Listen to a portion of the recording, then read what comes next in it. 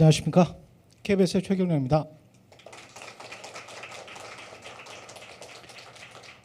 시민분들 대부분 지금 언론이나 미디어에 굉장히 관심이 많으신 분들이라서 대부분의 내용을 다 알고 계실 것 같아서 짧게 하겠습니다.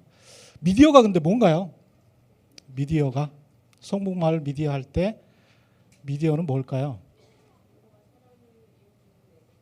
예, 미디어를 검색을 해보시면 어떤 정보를 기록하고 저장하고 전달하는 것이라고 나와 있죠. 기록하고 저장하고 전달하는 것. 제일 처음에 인류가 뭔가를 기록하고 저장하고 전달했던 첫 번째 수단은 뭐였을까요? 말이었습니다. 말. 동물들도 말로 가끔 하잖아요. 돌핀도 돌고래도 그렇게 이야기를 하고, 인간도 말을 막 발달시켰죠. 그죠? 그래서 제가 적어놓은 것처럼 소크라테스도 말로 했지 플라톤이 기록을 했을 뿐이에요. 소크라테스가 말한 거를, 소크라테스는 예수님보다 한 400~500년 전의 사람입니다. 그래서 본인이 기록한 적은 없어요. 그냥 본인은 말을 했는데 플라톤이나 아리스토텔레스라는 제자들이 기록을 해서 남겼죠. 그런데 소크라테스, 플라톤, 아리스토텔레스가 서양 철학의 그냥 다처럼 인정이 되잖아요. 거의 모든 것처럼. 나머지는 거의 다 해석인 거예요. 그 이후에 성경이 지저스 예수가 태어났는데 예수님 이후에 AD라고 우리가 이야기를 하잖아요. 인류의 역사를 AD, 그전에는 BC 이렇게 이야기를 하잖아요. 그런데 예수님은 기록을 했을까요? 기록을 안 했을까요? 성경을. 본인은 말만 하셨어요. 한 30여 년 사시고 말만 하신 겁니다. 그걸 나중에 제자들도 또는 사도 바울도 여러 사람들이 기록을 한 거죠. 그렇죠? 그래서 이 기록이라는 건 굉장히 중요한 겁니다. 미디어에서 기록은 그 이후에 2000년 역사 중에서 우리가 한 1800년 정도를 누가 기록을 했습니까? 무엇을 기록했습니까? 라고 생각을 해보시면 아주 간단하게 왜 미디어가 국민들에게 돌아가야 되는지를 알 수 있어요. 누가 무엇을 기록했습니까? 1800년 동안 AD라는 역사가 시작되고 1800년 동안 누가 무엇을 기록했나요? 신과 왕들의 기록이에요. 조선 왕조실록도 그렇고요. 8만 대장경도 부처에 대한 기록이고요. 성경도 신에 대한 기록이에요. 거기에 여러분의 기록이 있습니까? 여러분의 기록을 저장해서 여러분의 기록을 중요시하는 어떤 게 있나요? 없어요. 그래서 세종대왕이 놀랍다는 겁니다. 어떻게 15세기에 보통교육이라는 건 왜 나왔습니까? 19세기에 보통교육이라는 게 왜 나왔어요? 산업혁명이 일어나니까 산업혁명 하에서 공장에서 일을 시켜야 되는데 말귀를 못 알아먹네? 최소한 보통교육이라도 시켜서 이 사람들이 공장에서 일할 수 있도록 해야 되겠네? 그때는 어린아이들도 노동을 했어요. 그래서 10~30살짜리들도 가서 노동을 합니다. 공장의 문을 닫아버려요. 그래서 오줌을 누러 가려고 해도 공장주가 키를 따고 오줌 누러 가라고 해야 돼요. 하루의 노동시간이 13~14시간 정도 되는 시간이에요. 19세기 때 시간입니다. 그때 노동법이라는 것도 없고 교육이라는 것도 없고, 그런데 이 사람들 일은 시켜야 되겠는데 말귀를 알아먹어야 될 거 아니에요? 그래서 보통교육이라는 걸 시킵니다. 그 전까지 문맹률이 얼마나 낮았겠습니까? 마찬가지죠. 조선시대도 조선시대 한자를 쓰는 사람들이 얼마나 있었겠어요. 나중에 조선 후기 때 와서 호적을 서로 사고 팔고 족보를 사서 대부분의 사람들이 양반 인양하지만 사실은 대부분은 상놈들이었거든요. 제 집안도 상놈이었는지 양반이었는지 그 기록이 정확한 팩트인지 아닌지 저도 잘 몰라요. 모르죠. 알 수가 없습니다. 왜냐? 기록이 200년 전, 300년 전께 존재하지가 않았기 때문에. 우리들에 대한 기록이 존재하지가 않았어요. 그게 유럽에서는 언제부터 시작이 됐냐? 프랑스 혁명이 일어나면서부터 그 전후부터 시작이 됩니다. 그래서 근대 신문이라는 게 탄생을 해요. 근대 신문이라는 게 어떤 거냐?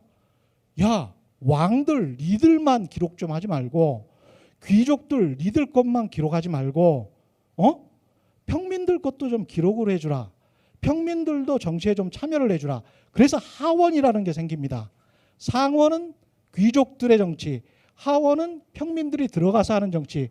그래서 영국이나 미국이 상하원이 있는 것이죠. 그래서 들어가요. 들어가서 우리가 우리의 하원이죠. 그게 하원으로 들어가는 사람들이 누굽니까? 신흥 중소 상공인들이에요. 경제 권력, 돈을 갖기 시작한 사람들. 아, 내가 돈이 있으니까 정치에 참여해서 권력을 가지고 내 이야기를 해봐야 되겠다. 내 이야기를 하려면 뭐가 있어야 되지? 뭔가를 알려야 되잖아요. 그래서 신문, 근대 신문이라는 게 탄생을 합니다. 그래서 근대 신문이라는 건 뭡니까? 부르주아 정파의 이익을 위해서 탄생한 게 근대 신문이에요. 그렇게 해서 1900년대까지 쭉 이런 신문의 역사가 지속이 됩니다. 그래서 미국에서도 쭉 정파적인 신문들이 19세기까지 쭉 지속이 되죠. 그러다가 20세기에 넘어서 어떤 일이 일어나냐면 미국 사람들이 항상 자기가 넘어온 청교도들이 유럽에서 넘어왔잖아요. 유럽에서 넘어와서 아이고 이거에 유럽에서 무슨 1차 세계대전도 일어나고 막 이게 뭐가 어떻게 돼가 하는 판이야. 자기 친척들도 거기 있고 그러니까 궁금한 거야. 그래서 막 뭘 소식을 전해 듣고 싶어. 그런데 어떻게 전달을 받았겠어요? 그 전에는 이 증기 배를 통해서 편지 형식의 글을 통해 가지고 신문에 실었어요. 뉴욕에 있는 신문들에 실었습니다. 그러면 그 형식은 어떤 형식이었겠습니까? 저널, 그야말로 일기 같은 형식이에요. 굉장히 주관이 많이 들어가 있고 사적인 의견이 많이 들어가 있는 굉장히 긴 것들이죠. 그 기사의 원형들이라고 할 수 있죠. 그러니까 자기의 생각이 잔뜩 묻어가 있어요. 그런데 이 텔레그라프라는 이 띠띠띠띠띠띠 하는 모스보 같은 게 전신환이 개발이 됩니다. 전신환이 개발이 되고 나서 20세기 초에 대서양으로 유럽과 북미 대륙을 연결하는 대서양 케이블을 만들어요. 5분밖에 안 되는군요. 그래서 객관의 시대라는 게 열립니다. 객관의 시대라는 게.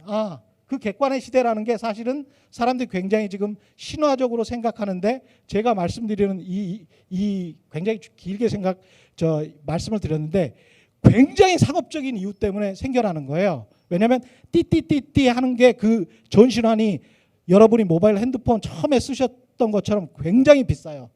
너무 비싸서 뉴욕에 있는 신문사들이 모여서 그 전신환을 한 20개 신문사가 모여서 한꺼번에 누가 무엇을 어떻게 라고 해서 유가 원칙에 따라서 Y만 빼고 외만 빼고 받습니다.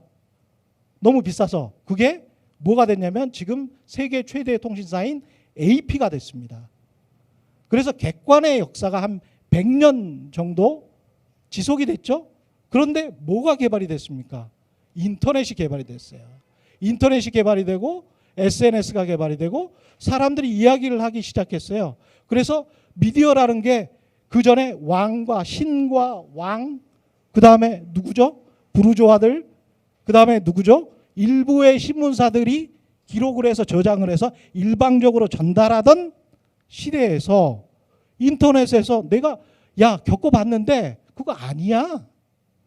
당신 기자 잘 모르는데 그거 아니야. 내가 그쪽 분야의 전문가인데 그게 아니야. 이렇게 말할 수 있는 시대가 돼버린 거예요. 그러니까 공유하고 공감하고 소통하는 게 훨씬 더 중요해진 시대가 돼버립니다. 그래서 전달, 위에서 아래로 내려오는 전달의 시대가 아니고 소통하고 공감하는 시대, 이런 마을 미디어 시대가 굉장히 중요해진 시대가 된 것이죠. 그래서 우리 사회가 급격하게 지금 바뀌고 있는, 이게 왜 이렇게 바뀌지? 이게 왜 이렇게 믿을 수가 없지? 왜 이렇게 정보가 혼란스럽지? 라고 하는 이 전환기에 사실은 진짜 권력, 진짜 미디어로 향하고 있다. 그렇게 생각하시면 되겠습니다. 시간이 없어서 제 말씀은 여기까지만 하고요. 자, 4가지 주제 발표 다 끝났고요. 지금 화장실 가고 싶은 분들 갔다가 오셔서 토크쇼에서 Q&A 계속하겠습니다. 고맙습니다.